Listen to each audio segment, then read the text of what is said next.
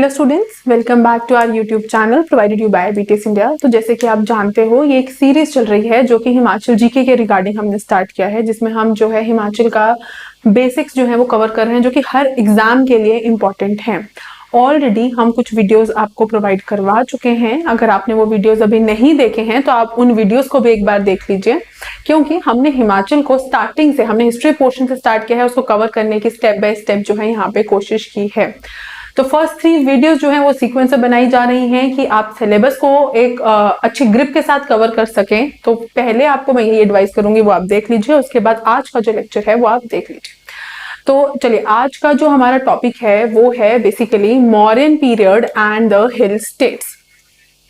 हमने अभी तक ये कवर कर लिया है कि किस तरह से आपके जो थे कॉन्सेप्ट ऑफ जनपद, महाजनपद जो था वो बना था, और हमने लास्ट वीडियो में ये भी देख लिया था कि किस तरह से जनपद महाजनपद हिल्स में बने थे। हमारा जो एक्चुअल फोकस है वो है हिल स्टेट की तरफ। ये जो हिल स्टेट्स हैं, इसमें हम हिमाचल हिल स्टेट्स और आपके पंजाब हिल स्टेट्स की बात कर रहे हैं, क्योंकि आप जानते हैं 66 से पहले हिमाचल और पंजाब के बहुत सारे रीजन्स जो थे वो कंबाइंड थे, कोलैबोरेटिव थे। तो यही चीज जो है हमको यहाँ पे अप्लाई करनी है कि किस तरह से अगर पूरे थ्रू आउट इंडिया अगर मौर्यन एम्पायर एस्टैब्लिश हो गई थी तो हिल्स में उसका क्या इम्पैक्ट पड़ा था। आप जानते ही हैं कि मौर्यन एम्पायर जो था वो पहला ऐसा एम्पायर बना था जिसने पूरे के पूरे इंडिया को एक साथ कंबाइन कर दिया था, कोलैबोरेट कर दिया था, यानी कि नॉर्थ से लेकर के साउथ इंडिया, कुछ इसके 3 पड़ोसी राज्य छोड़ करके बाकी सारा का सारा जो था ये आपका मौर्यंस के अंडर आ चुका था। तो ये मौर्यन एम्पायर या मौर्यन साम्राज्य जिसको आप कहते हैं वो पूरा का पूरा बन चुका था। अब इंपॉर्टेंट क्या है समझना कि इस समय पे जब मौर्यन एम्पायर बना तो हिमाचल प्रदेश वाला जो हिल एरिया है, जो हमारा फोकस है वीडियो का, उसमें क्या क्या बदलाव आए। हर एक सेंस में आपको बदलाव देखने हैं। हर एक सेंस का मतलब क्या है, आपको social aspect, political aspect, historical aspect, geographical aspect, economical aspect, हर एक एस्पेक्ट में जो है चीजों को एनालाइज करना है। ठीक है, तो चलिए स्टार्ट करते हैं हम बिल्कुल बेसिक मौर्यन एम्पायर से। तो जैसे कि आप जानते ही हो मौर्यन पीरियड के बारे में कि जो मौर्यन पीरियड था ये आपका बेसिकली चंद्रगुप्त मौर्य जो थे उन्होंने बेसिकली इसको स्टार्ट किया था, या फिर आप बोल सकते हो कि जो उसके फाउंडर हैं वो चंद्रगुप्त मौर्य थे। जो चंद्रगुप्त मौर्य थे उन्होंने कौटिल्य के साथ मिलकर, कौटिल्य, विष्णुगुप्ता भी इनको बोलते हैं, ठीक है, चाणक्य भी इनको बोलते हैं, उनके साथ मिलकर के ये एक एम्पायर जो था एस्टैब्लिश किया था। ये जो एम्पायर है ये पाटलिपुत्र से बेसिकली बिगिन हुआ था। इसको उन्होंने अपनी राजधानी बनाया था पाटलिपुत्र को, और यहाँ से उन्होंने फिर धीरे धीरे करते करते north India, waste India, east India और साउथ ऑफ इंडिया में अपने आप को एस्टैब्लिश करना स्टार्ट किया था। अब अगर हम बात करते हैं हिल्स की, अगर हम पर्टिकुलरली हिल स्टेट की बात करते हैं तो हमें यह समझना है कि हिल्स में कैसे वो इंट्रूड हुए और हमारी हिल्स की जो हिस्ट्री है उसको कैसे उन्होंने अफेक्ट बेसिकली किया। ठीक है, तो चलिए देखते हैं किस तरह से वो हिल्स की तरफ को बेसिकली जो थे वो आए थे। हुआ ऐसे था कि आपका चंद्रगुप्त मौर्य जब आए थे तो उन्होंने धीरे धीरे पावर कंसोलिडेशन करना नॉर्थ इंडिया में स्टार्ट कर दिया था, लेकिन पूरी तरह से जो था वो हिल्स में अपनी रूट्स जो थे वो नहीं वहां पे जाकर के जमा पाए थे, हम बोल सकते हैं वहां पे पेनिट्रेट कर पाए थे उस लेवल के।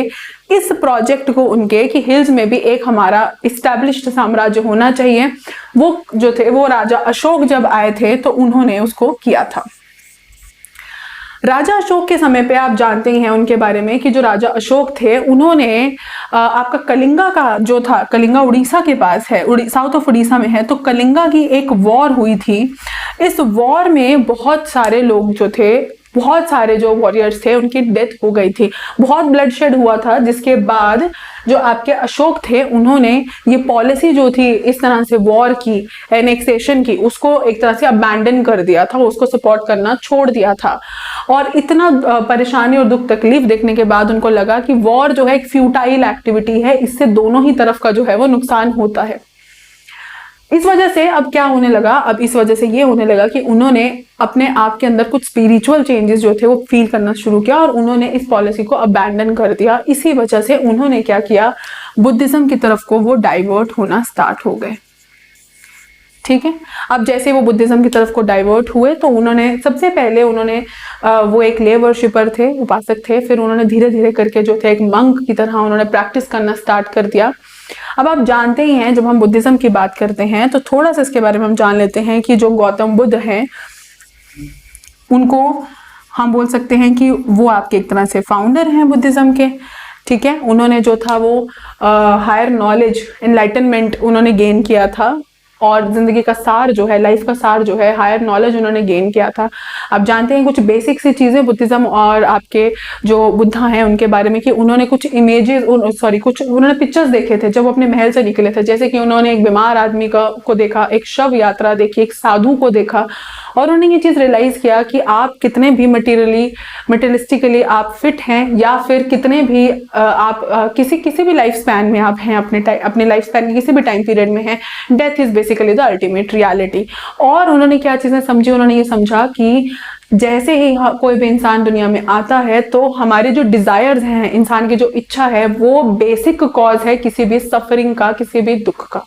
तो ये जो सफरिंग्स हैं बेसिकली इसको हम तभी कम कर सकते हैं या फिर इसको हम तभी हटा सकते हैं जब हम अपने डिजायर्स को जो है वो कंप्लीटली अबैंडन कर दें, खत्म कर दें।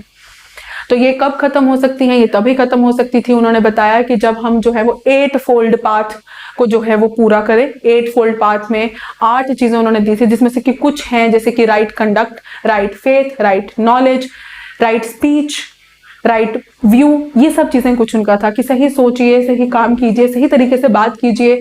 ये सब चीजों को करके जो है हम उन बेसिक चीजों को जो है जो मटेरियलिस्टिकली इंसान को दुखों की तरफ लेके जाती हैं उससे हम अपने आप को डिटैच कर सकते हैं। यही उनकी फिलॉसफी थी।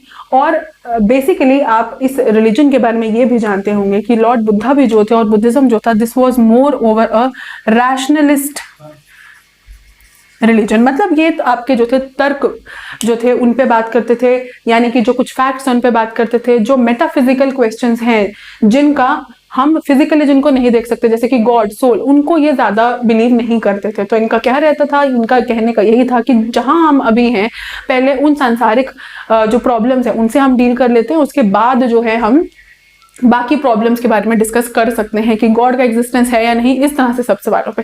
ये तो आपका एस्पेक्ट हो गया बुद्धिज्म का। अब बुद्धिज्म में एक चीज इंपॉर्टेंट क्या होती है कि बुद्धिज्म को स्प्रेड करने के लिए क्या रहते हैं आपके पास, संघ रहते हैं। ठीक है, संघ जो है बेसिकली, संघ क्या है, ग्रुप ऑफ मंक्स है। कुछ मंक्स रहेंगे, कुछ ले वर्शिपर्स रहेंगे। तो मंक्स क्या करते हैं इसमें, मंक्स आपके जगह जगह जाकर के बुद्धिज्म की टीचिंग्स जो है, जो उन्होंने लॉर्ड बुद्धा की जो ओरिजिनल टीचिंग्स हैं उनको आगे स्प्रेड करते हैं, उनको लोगों तक पहुंचाते हैं। ठीक है, वही संघ जो है, यही संघ जो थे ये हिल्स में भी गए थे। तो जब अशोक ने जो था आपका एक इस तरह से एक संघ बना लिया था और उन्होंने उसको हिल्स में भेज दिया था। तो जब उन्होंने हिल्स में भेजा तो वो जो एक ग्रुप था उस संघ के ग्रुप को लीड कर रहे थे एक मंक जिनका नाम है मजहिमा। कई बार एग्जाम में ये चीज पूछ ली जाती है। तो मजहिमा जो थे वो बेसिकली इस ग्रुप को लीड कर रहे थे और वो हिल्स की तरफ को आए थे। जैसे ही अब वो हिल्स की तरफ को आए तो धीरे धीरे उन्होंने बुद्धिज्म को प्रीच करना शुरू किया, वहां लोगों तक पहुंचाना उसको स्टार्ट किया। और फाइनली हम ये बोल सकते हैं कि राउंड अबाउट 242 बीसी के आसपास हिमाचल में आपका, या हिल्स में हम बोल सकते हैं कि बुद्धिज्म आपका जो था वो अपना पहला जो एक बिगिनिंग था बेसिकली वो कर चुका था। तो 242 बीसी आते आते, यानी कि अशोक के टाइम पीरियड में ही उन्होंने क्या किया था, बुद्धिज्म जो था हिमाचल हिल्स में पेनिट्रेट करना स्टार्ट कर चुका था। धीरे धीरे उन्होंने बुद्धिज्म की जो टीचिंग्स हैं, बेसिक टेनेट्स हैं, उनको जो था स्प्रेड करना स्टार्ट किया। अशोक ने वहां पे क्या किया कि संघ के थ्रू टीचिंग्स तो स्प्रेड की ही, यानी कि बुद्धिज्म को तो स्प्रेड किया ही किया, साथ ही साथ उन्होंने यहाँ पे स्तूपा कंस्ट्रक्शन करना भी स्टार्ट कर दिया।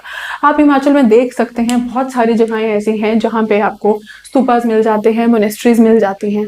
तो ये वहीं से जो था वो धीरे धीरे करके प्रोसीजर स्टार्ट हुई थी। इस तरह से हिल्स में जो था आपका बुद्धिज्म स्प्रेड होना शुरू हुआ। ये जो कॉन्सेप्ट है मॉडर्न एम्पायर और हिल स्टेट्स का, इसमें यही इंपॉर्टेंट एक चीज है कि किस तरह से जब पहला सबसे बड़ा साम्राज्य भारत में स्टैब्लिश हुआ था तो उसका इम्पैक्ट हमारे हिल्स के ऊपर क्या पड़ा था या हमारी हिल स्टेट के ऊपर क्या पड़ा था। तो यही इम्पैक्ट आपका हर एक एस्पेक्ट में आपको समझना है, रिलीजन के पॉइंट ऑफ व्यू से भी, कल्चर के चेंजेस जो भी हुए उसके पॉइंट ऑफ व्यू से भी, इकोनॉमी के पॉइंट ऑफ व्यू से भी, और हिस्टोरिकली जो चीजें चलती आ रही थी उसमें भी क्या बदलाव हुआ उस पॉइंट ऑफ व्यू से भी। अब स्तूपा कंस्ट्रक्शन जो करी गई तो आप देख सकते हैं कि कुल्लू में भी जो है उन्होंने काफी सारे स्तूपा जो थे वो इरेक्ट करवाए थे। अगर हम हिमाचल की बात करें, आपके एक चाइनीज ट्रेवलर थे जिनको हम हुइनसांग के नाम से जानते हैं, तो हुइनसांग ने जो है ये चीज का एविडेंस दिया है कि राजा अशोक ने कुल्लू में जो है एक स्तूपा कंस्ट्रक्ट करवाई थी। ठीक है, इसके अलावा बहुत सारे एडिक्ट्स भी उन्होंने इशू किए थे। जो एक एडिक्ट है उनकी, वो आपकी जो है मोस्टली उसको वो आपकी मिलती है कलसी में, और जो ये जगह है कलसी, ये पहले आपके सिरमौर स्टेट का एक हिस्सा थी पुराने समय में। आप जानते हैं सिरमौर और कुछ इस तरह की रियासतें ये सबसे पुरानी और पहली रियासतें हैं। हम आगे वाली सीरीज में इसको कवर करेंगे। फिलहाल के लिए आप ये समझ लीजिए कि उस समय कलसी में उन्होंने जो था एक रॉक एडिक्ट को इशू किया था। एडिक्ट जो हैं वो हमें उस समय की इंफॉर्मेशन भी प्रोवाइड कराते हैं। अब यहां तक समझने के बाद एक चीज हमें ये क्लियर हो गया कि किस तरह से जो था मौर्यन एम्पायर के आने के बाद, अशोक के आने के बाद किस तरह से आपका बुद्धिज्म का कॉन्सेप्ट क्या था और किस तरह से यहाँ पे स्प्रेड हुआ, क्या क्या इन्होंने कंस्ट्रक्शन करवाया, क्या क्या इनकी टीचिंग्स में रहता है, वो सब हमने देख लिया। अब अगर हम इसका दूसरा एस्पेक्ट देखें तो दूसरा एस्पेक्ट ये है जिसमें हमें ये समझना है कि फिर किस तरह से जो था मॉडर्न एम्पायर डिक्लाइन होने लगा, और इनके डिक्लिनेशन, इनके खत्म होने की वजह से क्या हिल्स में कोई फर्क पड़ा, और अगर पड़ा तो उसका किस सेंस में इफेक्ट जो है वो देखने को मिला। जैसे ही अब मौर्यन साम्राज्य धीरे धीरे अपने डाउनफॉल की तरफ को जाने लग गया, तो आपके जो ये प्लेन एरियाज हैं इनका रिलेशन विद हिल्स के साथ चेंज होना स्टार्ट हो गया। किस तरह से स्टार्ट हो गया, एक चीज मैं आपको और बता दूं कि जब मौर्यन साम्राज्य स्टैब्लिश भी हुआ था, जो छोटे छोटे रियासतें थी थ्रू आउट इंडिया, उनको इंडिपेंडेंटली रूल करने के लिए अलाउ किया गया था। यानी कि वो इंडिपेंडेंटली अपने सिक्के इशू कर सकते थे, अपने कंट्री को गवर्न, अपने स्टेट्स को गवर्न कर सकते थे, लेकिन ओवरऑल वो किसकी शरण के अंदर थे, वो मौर्यन साम्राज्य की शरण के अंदर थे। यानी कि जो अल्टीमेट अथॉरिटी थी वो मौर्यन एम्पायर ही था। उसके अलावा उनको अपने इंटरनल मैटर्स में जो था वो इंडिपेंडेंस दिया गया था, तो वो सिक्के भी वो इशू करते थे। तो बहुत सारे सिक्के जो है इस समय यहाँ पे पाए भी जाते हैं।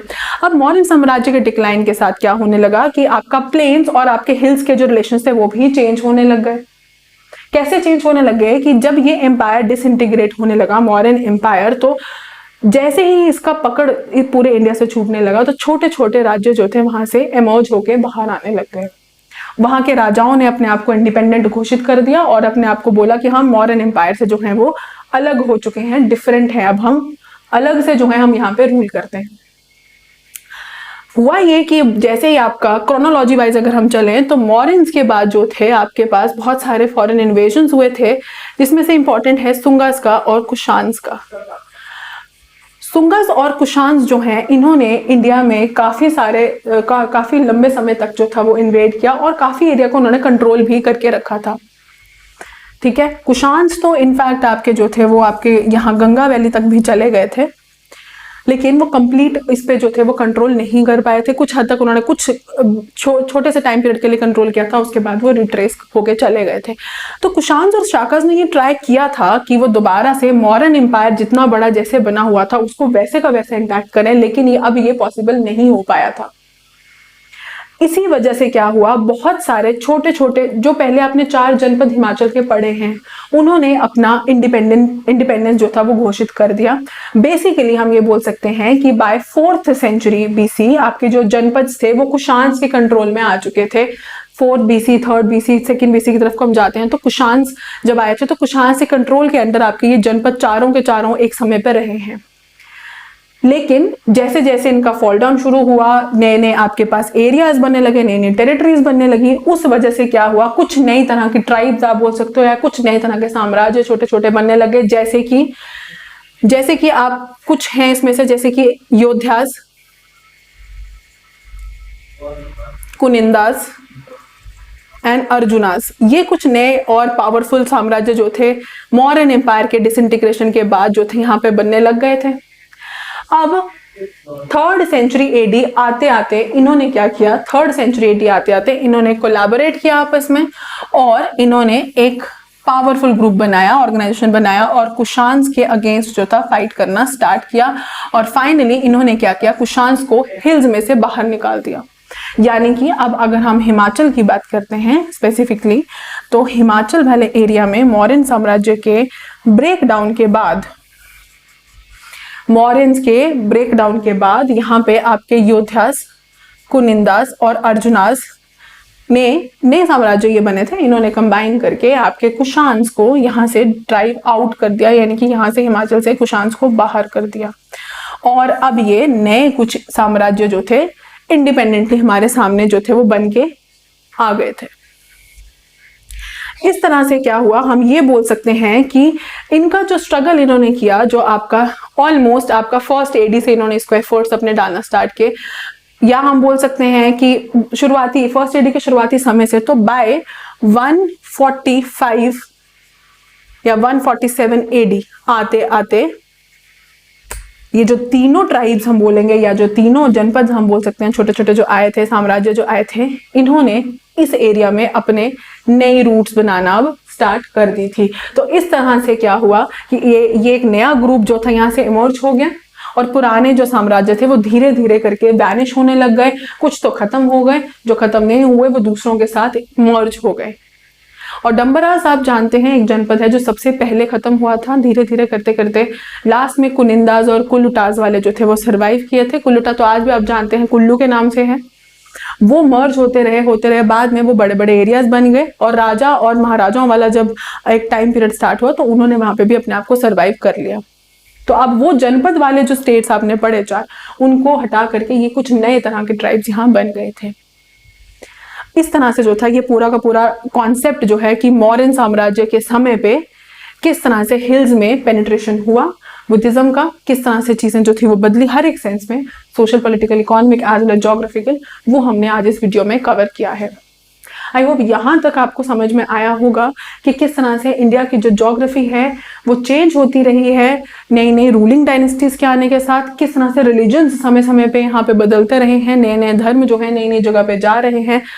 हम पर्टिकुलरली जिस भी रिलीजन के बारे में बात कर रहे हैं जैसे बुद्धिज्म या जैनिज्म, तो हमने ये भी देखा लास्ट वीडियो में कि किस तरह से इन रिलीजन्स का जो था वो एमर्जेंस हुआ, किन कंडीशंस में इनका एमर्जेंस हुआ और बाद में ये कैसे आपका जो था हिल्स में पेनिट्रेट हुआ। क्योंकि आप जानते हैं जैसे कि आपके कुछ एरियाज हैं, धर्मशाला हो गया, ये कुछ ऐसे एरियाज हैं जो आपके अट्रैक्शन स्पॉट्स हैं और हिमाचल के टूरिज्म के लिए बहुत इंपॉर्टेंट है। बहुत दूर दूर से लोग जो हैं वो यहाँ पे विजिट करते हैं, मोनेस्ट्रीज विजिट करते हैं। तो ये कुछ बेसिक चीजें हैं जो आपको पहले से ही क्लियर होनी चाहिए।